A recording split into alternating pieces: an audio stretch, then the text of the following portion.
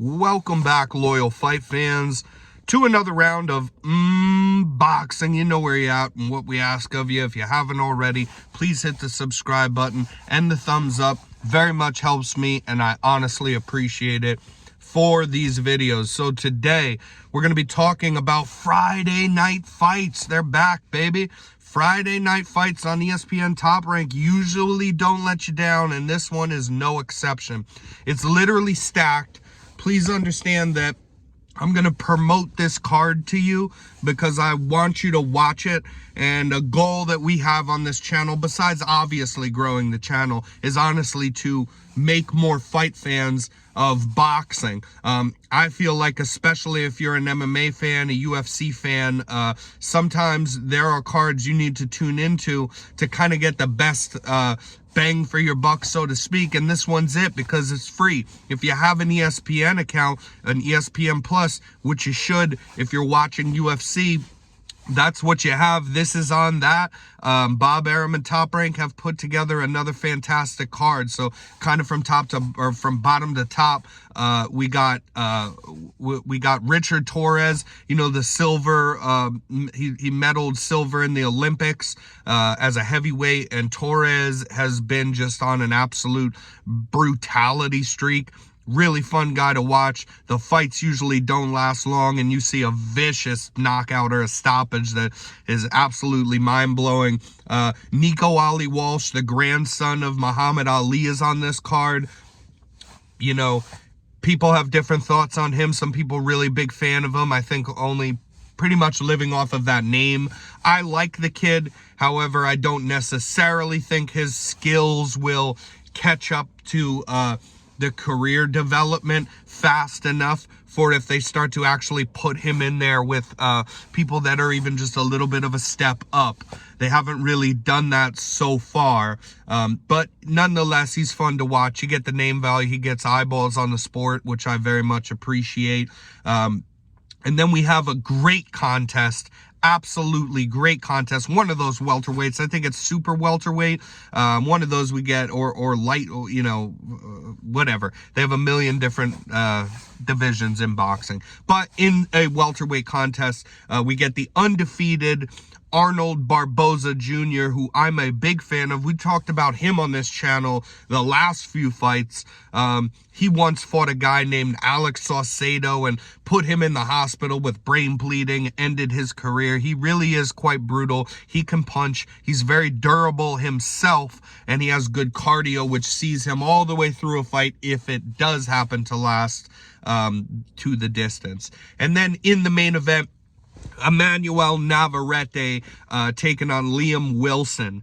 And so let's just kind of run this back from the bottom and talk a little bit about these fights real quick. So again, Richard Torres is a guy not to miss. He has been brutally ending people the entirety of his pro career, coming out of the Olympics with that silver medal. He's a fun guy to watch. Another fun thing about him is he's a very nice guy, a good character kind of guy that's fun, and just very pleasant. Yet when he gets in the ring, he has just he has a chip on his shoulder to carry for some odd reason. Even though he comes in as a hot prospect, he acts as if the world is against him, and he viciously seeks knockouts right from the bell. He does not warm up, so you're not going to see this guy feeling his opponents out in the first round. Whether that's a good or a bad thing, I'm just explaining the way these fights go. Another reason, just to be real though, even though I actually have really high hopes for Richard Torres,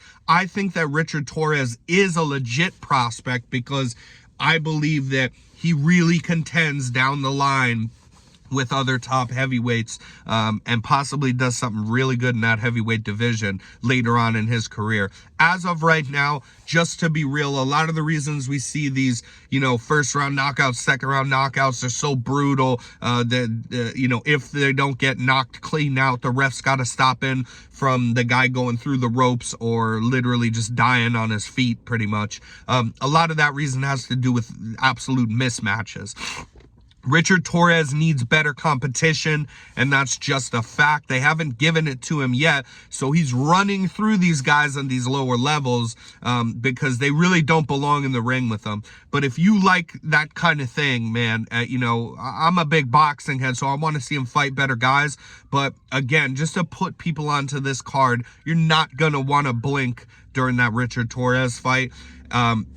The Nico Ali Walsh fight, I would also pick him to win as a part of a parlay with Richard Torres, right? And that's just simply because, yet again, even though, you know, I don't believe that Nico Ali Walsh is really worth the hype they're giving him, or the, you know, I can't be mad. He's bringing eyeballs into the sport, and I like that. And I have nothing against the kid, but, yeah, I don't think that he is ready for real step-ups, but so nonetheless, they're not really giving that to him. And so he's good enough to beat these lower-level opposition that he's been fighting. I think that'll be the case again here. And then that welterweight, you know, or super welterweight competition is absolutely a tremendous fight. Very, very, very competitive because Arnold Barboza Jr., his opponent is former champion Jose the Sniper Pedraza, former Puerto Rican champ. You know, Pedraza is a very slick guy,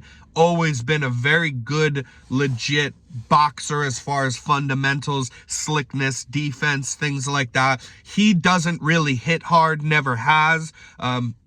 But he used to just win fights handedly back in the day by outboxing, just putting on a boxing clinic on his opponents. He did get defeated by Gervonta Tank Davis, right, and lost that belt long ago. That's, I believe, speaks more to the credibility of Gervonta Davis than it does a falling off of Pedraza. And in his last contest, you know, an incredibly close fight with Richard Comey. That was just very good. A very good, fun fight. I believe they gave it a draw, or at least it should have been something around there. Incredibly competitive. So I don't think, you know, although he's certainly not in the prime of his career, definitely I would not feel comfortable telling you guys that he's on his way out or falling off. And also, you know, Barboza had been stopping people left and right. In his last fight, I believe, went all the way, even though he finished very strong. And it was a good enough performance from him. Like, to see Barboza's last fight, which he did still come away with the win and is still undefeated, you know, it wasn't like, oh, the most shocking thing. I believe this matchup is like prime matchmaking. This is what you want to see. Barboza Jr., you know, versus Jose Pedraza is an extremely competitive fight. Also, I can't tell you, man, if Barboza doesn't come in like with the mindset of this is my step up, let me show the very best of my capabilities, he could easily let these rounds just slip away from him enough that he'll lose this fight. This is a very good competitive fight. I love the matchmaking here. That's your co-main event, 10 rounds of that, which is just prime boxing. It really is. And then Navarrete, so fun to watch, man. What more can I say about that guy? Now, listen, I will say, if you're training boxing in a gym, don't take notes off of watching this guy's fights, because only he can get away with the things that he seems to do. Crazy things they would never teach you. Literally, they're like sins of boxing. Certain things he does, like leaping in from feet away, leading with an uppercut. I mean, just he's incredible to watch. He gets away with it with this very lanky kind of frame that he has, and he's long and he uses it well, very well. And he's fast enough that he leaps in with these things, but I'll be honest, Liam Wilson, we won't lie to you guys, you know, he is not of the caliber. There's just no question about it. He is not of the same caliber of boxer as Emmanuel Navarrete. However, you know, Navarrete was always a huge guy in a smaller weight class, at bantamweight, and his super bantamweight title defenses, man. Just to throw a stat out there at you guys, Emmanuel Navarrete once had super bantamweight while defending his title. He defended it 5 times in 9 months, you guys. So you want to talk about activity, and just a religious style boxer. That is what Navarrete is. loves just being in the ring and always wants to get back in there as soon as he can. We need more of this in boxing, to be honest with you. And he's one of those guys that holds down top rate cards. He's always willing to fight. Here he is again. And yes, statistically, he should wash the floor with Liam Wilson. But the thing is this is his third time moving up. He wants to be a 3-weight world champion now. As this fight, is at super featherweight. And he just keeps moving up. So this is another move up to another bigger weight class for him. And at this point, he's for possibly, I think, the first time fighting a man who is larger than him, taller than him, built, with a good frame. He is not going to be the weight bully, the height bully in this one. So those leaping in uppercuts, you really got to watch out for that, because that is a mortal sin in boxing.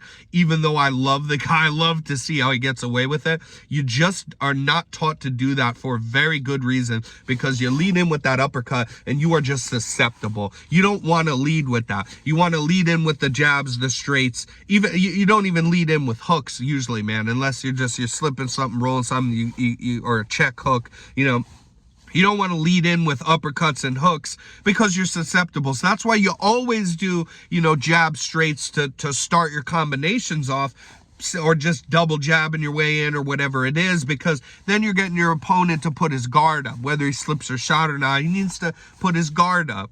And then you've taken his hands away from him. But when a guy's ready, you just don't lead in. So as far as like Liam Wilson, and that he's as big or bigger, he's taller than Navarrete is, I believe, from the pictures I've seen. He's a big man, and so you don't have to be a Floyd Mayweather to be able to do literally what is just fundamentals in boxing, like look for a guy to lead in with an uppercut or leap in with it nonetheless, and make him pay for it, as it is very easy usually to do that. And so now that he's not shorter and can't be bullied in that kind of way, it'll be interesting to see if he's going to make Navarrete pay for those kind of technical errors that he does. And again, because he does it so much, there's all this tape on him showing that he does that. So you don't have to be surprised by it. You literally can sit there and wait for him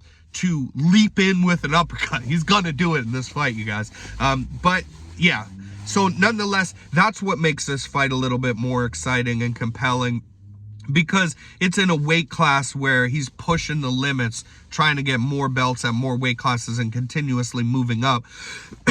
Pardon me. And he's reached a point now where, he's not a weight bully and a height bully and a guy like that. So that much will be interesting. And again, as far as what your mindset is, just like with Barboza, needs to come into this Pedraza fight really ready to give his best performance, as this is his toughest competition, hands down, that he has faced. In that same vein, if we get a Liam Wilson that is really primed and ready to give the best he has to offer, and has had the best camp that he can put himself through, appreciating that this would be his moment to get a win over a guy with that kind of name value as Navarrete, then we're going to see a good fight out of it. However, I do pick Navarrete, and I think if you parlay Navarrete with Richard Torres, and you parlay that with the Barboza-Pedraza fight going the distance, I don't even want to pick a winner. I would edge Barboza to actually, he should win this fight. That's a good close fight, and don't count Pedraza out. But so yeah, do the Pedraza-Barboza fight to go the distance, right, without picking a winner, and you parlay that with Richard Torres, Nico Ali Walsh, and Emmanuel Navarrete, you'll get some decent plus money. We're going to enjoy these fights on Friday night tomorrow, and the night after that, then we're getting Amanda Serrano on an all-female card again. You know that we're big supporters of female boxing coming up, and just simply seeing more cards headlined by women, or even in the co-main events and whatnot, especially, never mind an all-women's showcase. The more that you see fighters, the more that you will recognize them. That's just how it works with anybody, even just people. You see people enough, then you recognize them, then you talk to them. It's the same way as when you're becoming a boxing fan. None of us are just you know, I've watched boxing my whole life, but none of us are just born into this thing of, I know every fighter. You have to keep watching and kind of get on, even to this day with me, myself, with learning about new fighters that you haven't watched much before. And then when you recognize the names, then you'll be more interested in seeing them fight again. You'll be like, oh, I remember this person. And that's literally, you're taking half the step to having more fighters you recognize. So we need that more in female boxing. And I've said that for a long time. And the more that, you know, Amanda Serrano should slaughter this girl, right? That's the truth. But if this girl even, let's say, puts up a hell of a fight, you'll remember her name. Then you'll get back out there on the next card, and if you see her, and be like, oh yeah, that's the girl that gave Serrano a tough fight. Or yeah, like the Delphine Pursoon with Katie Taylor came out of nowhere. She wasn't supposed to put up that much of an epic fight in their first fight with Katie Taylor. But I'll always remember her name because of that. And I look out for, you know, so this is how that works. And I hope we see more of that. Glad for the women's card. But these Friday night fights on ESPN Top Rank, this is a good stacked card with at least bare minimum 3 very good fights that you will see on it. So check those out, and we'll see you next time.